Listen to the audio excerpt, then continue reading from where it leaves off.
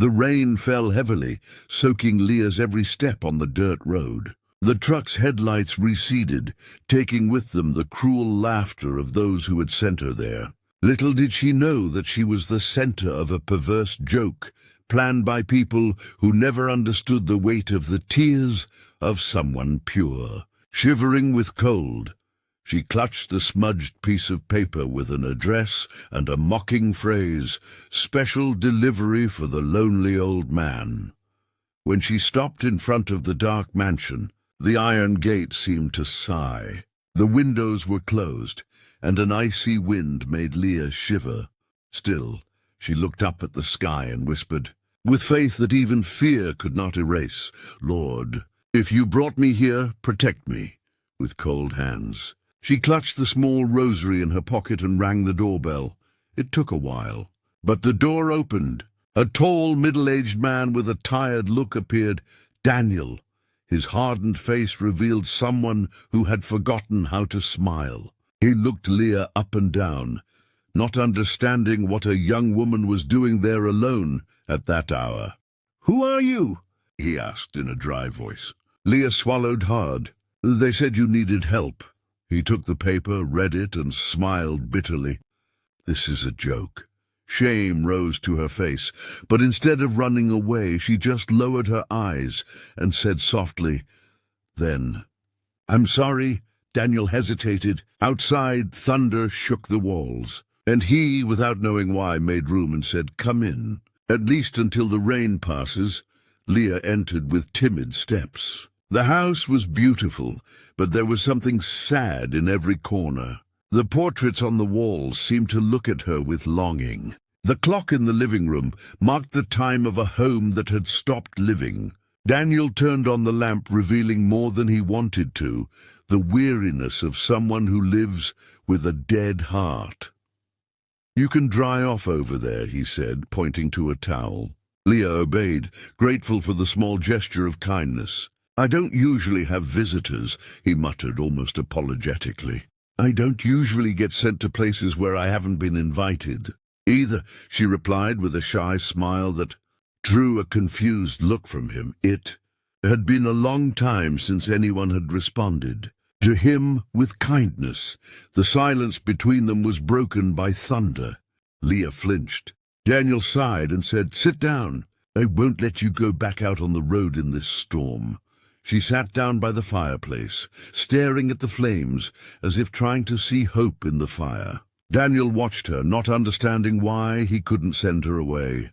That night, he went upstairs to his room without saying goodbye. Leah stayed in the living room praying silently.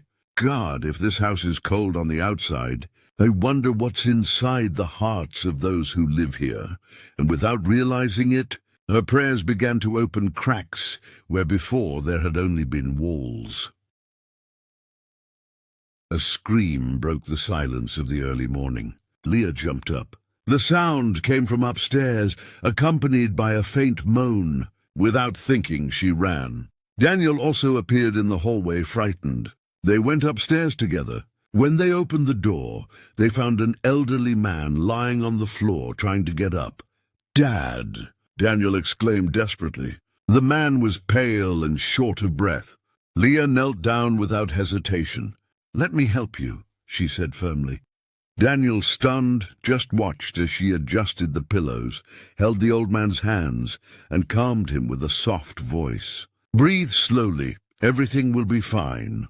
The old man looked at her tenderly and said between sighs, "You have the hands of an angel." Leah smiled humbly.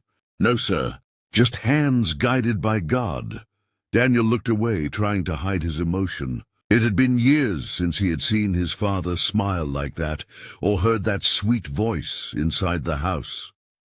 When the old man fell asleep, Daniel stood silently at the door. "Thank you," he said in a low voice. Leah replied, "No need to thank me. Sometimes God sends help even when people think they're being mocked." And Daniel, for the first time, didn't doubt that she was telling the truth. The next morning the sun rose timidly. Leah went out into the yard and found an abandoned garden covered with dry leaves. It was as if that place had forgotten what color was.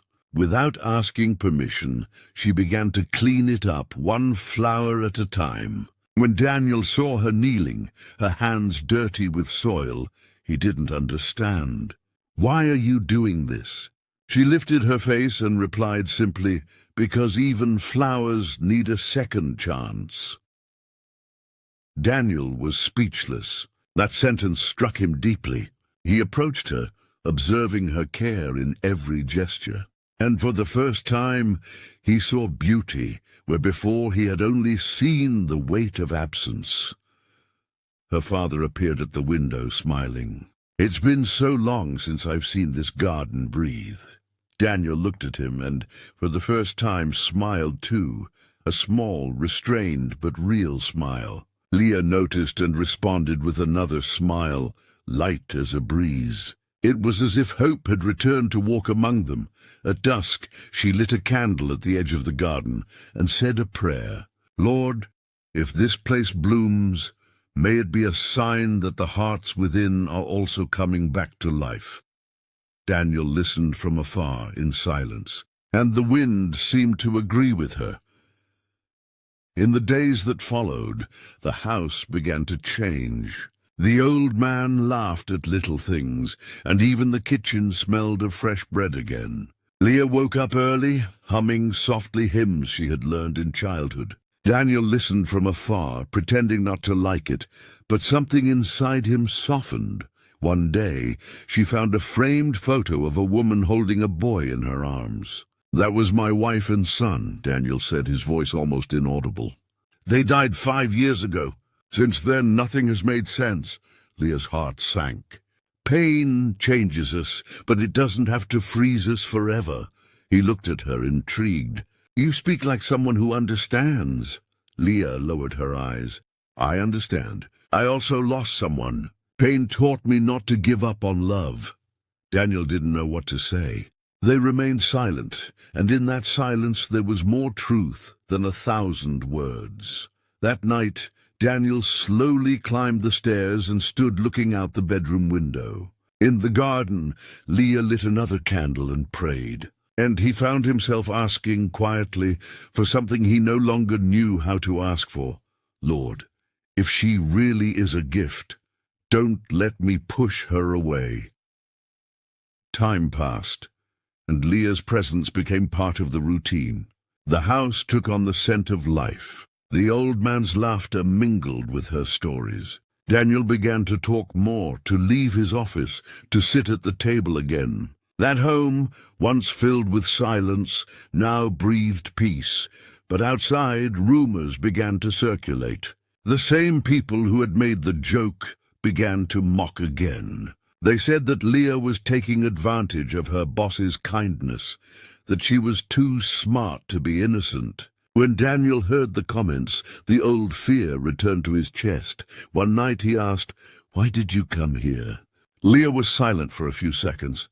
"Because I was sent. But I stayed, because God told me that someone here needed to be reminded of what love is." Daniel turned his face away, trying to hide the impact of those words. He wanted to believe, and deep down, he already did. That night, before going to bed, he passed by her room and saw that Leah was still awake, praying. Her hands were clasped, her gaze serene. Daniel stood there watching, and he thought, maybe miracles don't come when we ask for them, but when we need them most without realizing it. The peace Leah had brought began to be threatened. A neighbor knocked on the door with a fake smile and a poisonous tongue. "Daniel, they say that this girl who lives here is not who she seems to be. Be careful. She may be after your money." He didn't answer, but the words stuck in his chest like thorns. For the first time in weeks, the old suspicious look returned to his eyes. At night, the dinner table seemed colder. Leah sensed the change without needing an explanation. "You seem different," she said gently. Daniel looked away. "Maybe I'm just waking up." The phrase hurt more than he imagined. Leah lowered her eyes but replied firmly, "Or maybe you're going back to sleeping in the dark again." Daniel stood up abruptly, trying to escape that truth. His father, sitting at the head of the table, watched silently. "My son, sometimes the ones who save us most are the ones the world sends us as a test." Daniel didn't answer. Leah collected the dishes in silence, her heart heavy. When she locked herself in her room, she knelt down and prayed softly, "Lord, if the love you planted here is true, don't let the lie take it away." Outside, the wind howled, as if the sky itself was afraid to see them drift apart. The next day, while tidying up the office, Daniel found an old message forgotten on his cell phone. It was from one of the guys responsible for the special delivery. They laughed, mocked, and said they had sent a poor girl just to see how long she could stand living among real people. His blood boiled. Leah, noticing his changed tone, approached him. "Did something happen?" He turned his face away in anger. "It was all a hoax, wasn't it? Did you come here to laugh at me with them?" The words fell like knives. Leah tried to explain, but he didn't want to listen. "I was deceived too, Mr. Daniel. I never knew it was a joke." But he was blinded by pain, stuck in the past. "Get out of here, now!" Leah looked at his father, who was trying to intervene, but Daniel's gaze was determined. Crying, she simply said, "I forgive you, even if you never believe me." And she walked out into the rain, the same rain that had brought her there one day. From the gate, the old man shouted, "You'll regret this, son. That girl was God's last chance to heal you." But Daniel, overcome with anger, closed the door, and with it he also closed the door to the light in his life. The following days were unbearably silent. His father's laughter no longer echoed, the bread no longer smelled good, and the garden began to die again. Daniel spent hours looking out the window, feeling the weight of guilt he pretended didn't exist. At night, he dreamed of Leah's gaze, the gaze he had sent away. The old man, growing weaker, no longer spoke much. One morning he called him with a trembling voice. "Son, do you know what's worse than losing someone we love? It's losing what God sent to heal what was broken." Daniel tried to change the subject, but his tears betrayed his regret. Meanwhile, Leah slept in a simple room at the back of a church. She took care of the children at the orphanage and sang hymns to try to calm her heart. But every night, as she looked at the rosary she carried in her pocket, she remembered her home and prayed for Daniel, asking God to free him from his guilt. Across town, Daniel picked up the same rosary she had left on the table, and for the first time in many years, he prayed, his voice breaking, "Lord, if she was your answer and I didn't know how to listen, is there still time to fix it?" As the weeks passed, Daniel began to redo the garden. He wasn't sure why. Perhaps it was a way to redeem himself. Each flower he planted was a wordless confession. His father watched from the window silently, with a sad smile. "You finally understand, don't you, my son?" "I understand that I sent away the only ray of light God gave me after years of darkness," Daniel replied, wiping away sweat and tears. The old man nodded. "Then go get her. Faith without action is just regret in disguise." The words echoed deeply, but before he could leave, his father became seriously ill. Daniel dropped everything to take care of him, and every night at his bedside he silently asked for forgiveness. "If the Lord wants to take him, let him go in peace. But give me the chance to tell that girl what I never said." The old man squeezed his hand and murmured, "Peace begins when we have the courage to return to the place where we hurt someone." Days later, his father passed away, and Daniel, though heartbroken, understood that the forgiveness we don't give also dies within us. Months later, Daniel went to the town church to seek comfort. He sat in the back pew, his heart heavy. When the choir began to sing, a familiar voice stood out among the others. He looked up, and there was Leah in a white veil, smiling at the children. Time seemed to stand still. She was different, stronger, more serene. Daniel slowly got up and walked to the altar. People made room for him, curious about the scene. When she saw him, her smile faded and her eyes filled with tears. "Why did you come back?" she whispered, trembling. He took a deep breath, struggling to hold back his tears. "To ask for forgiveness, and to thank you. You taught me what love is when I only knew what loss was." Leah looked at him tenderly. "I didn't have to teach you, sir.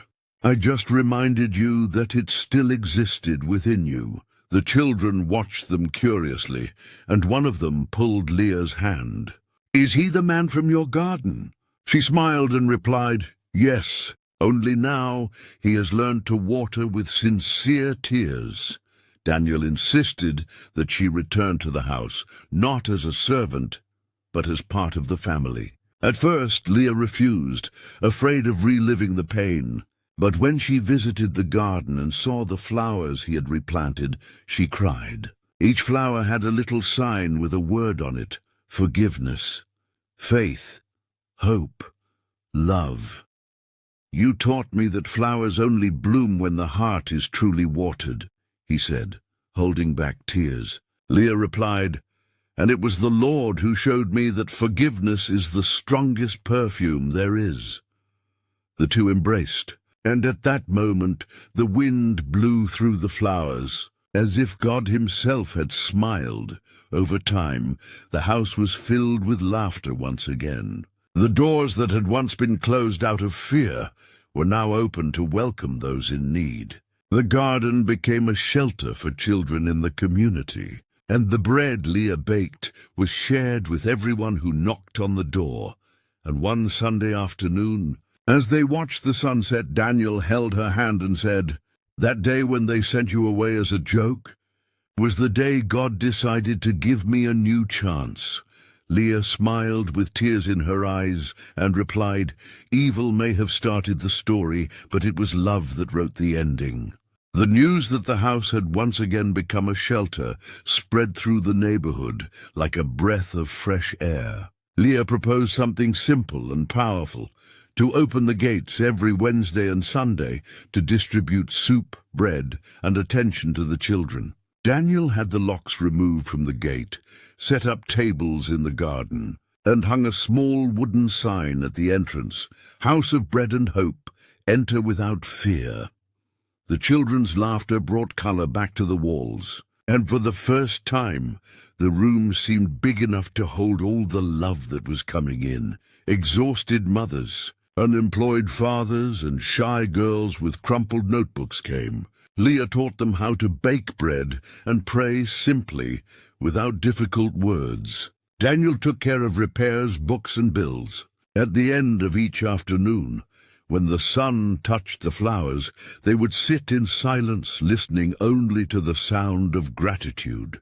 The garden, once forgotten, was now a path to new beginnings, and each flower seemed to tell a story that did not end in pain.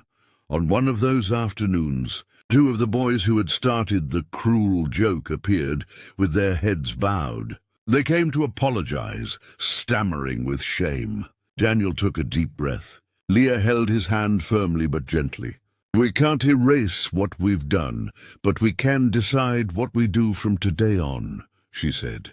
The boys stayed to serve soup, and they understood for the first time that the laughter that humiliates is never as strong as the joy that welcomes.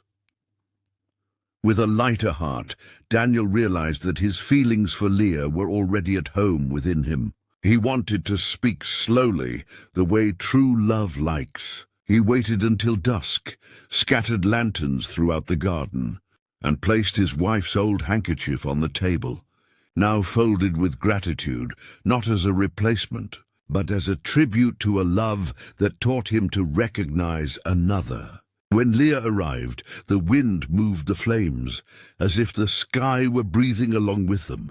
He knelt without a long speech, only with truth. "Leah, you came here as the target of cruelty, and God made you the answer. Will you walk with me to the end, serving by my side, loving without fear?"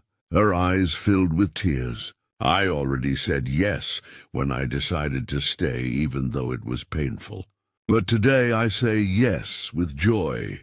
They embraced slowly, like those who know the weight and lightness of promises that are fulfilled.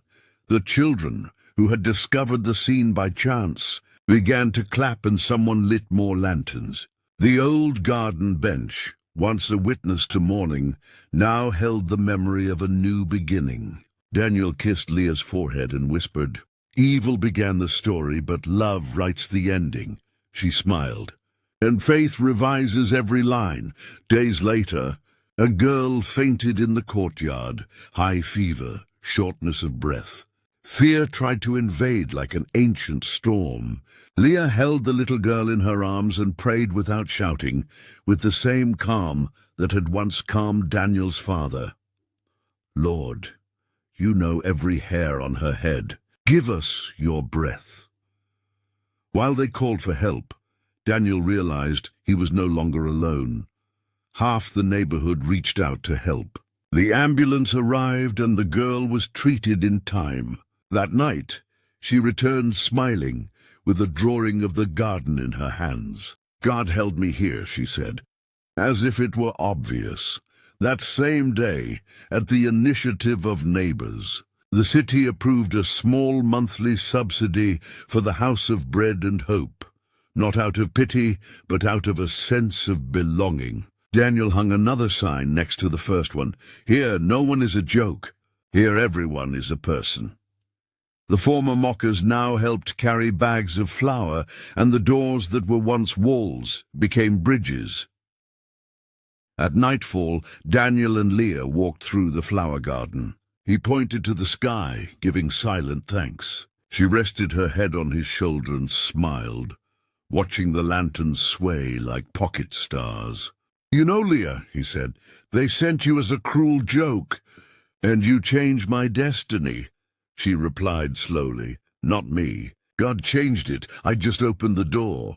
And the camera of the heart slowly pulled away, showing the open gate, the children laughing, the bread being shared, and the gentle certainty that when love enters, the whole story learns a new beginning.